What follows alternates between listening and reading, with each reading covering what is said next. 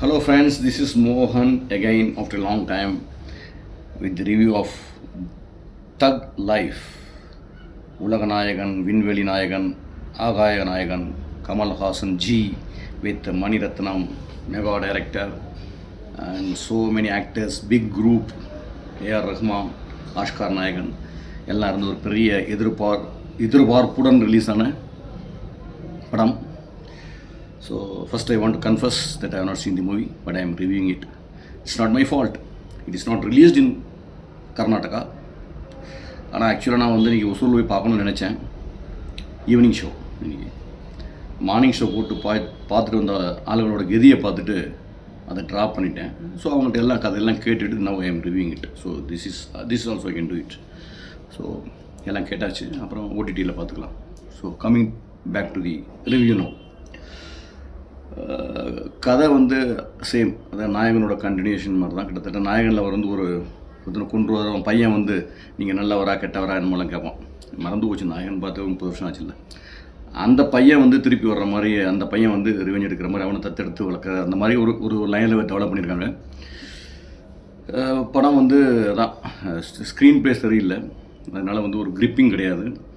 Old ஸ்டோரியில் எப்போதுமே வந்து ஸ்டோரி எல்லாமே ஓல்டு தான். இப்போ வர்ற படங்கள் எல்லாமே அதோட இது நல்லா இருந்ததுன்னா, ஸ்க்ரீன் ப்ளே நல்லா இருந்ததுன்னா, அதோட இன்ட்ரெஸ்டிங்காக இருந்ததுன்னா தான் பார்க்க முடியும், இல்லைன்னா பார்க்க முடியாது.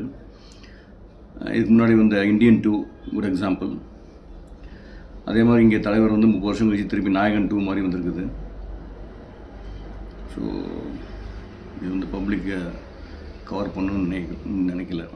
ஐ don't think it will be a success no. இந்த பார்த்துட்டு வந்த 2 ஃப்ரெண்ட்ஸோட கதியை பார்த்து ரொம்ப பரிதாபமாக இருக்குது.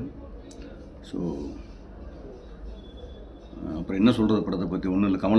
கமலஹாசன் அண்ட் சிம்புவோட acting expected both are talented actors. So there is no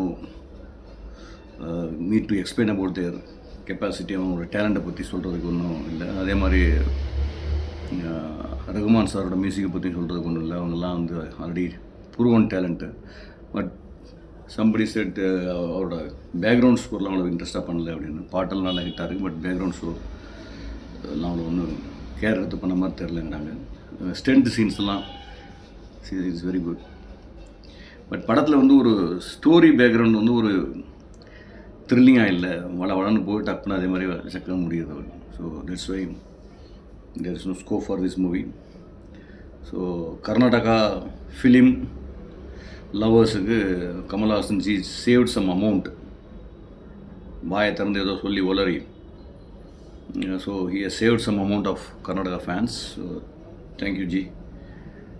இந்த மாதிரி படங்களுக்கு இந்த மாதிரி பண்ணுறது ஒரு நல்லது தான். ஏன்னா பைசா சேவ் ஆச்சு, இல்லைன்னா ஒரு 2,000-3,000 ருபீஸ் நீங்கள் போயிருக்கோம், சேவ் ஆகிடுச்சு. So very good. எல்லாருமே உங்களை பாராட்டுறாங்க. கர்நாடகாவில் உள்ள எல்லாருமே உங்களை பாராட்டுறாங்க. Anyhow better luck next time G.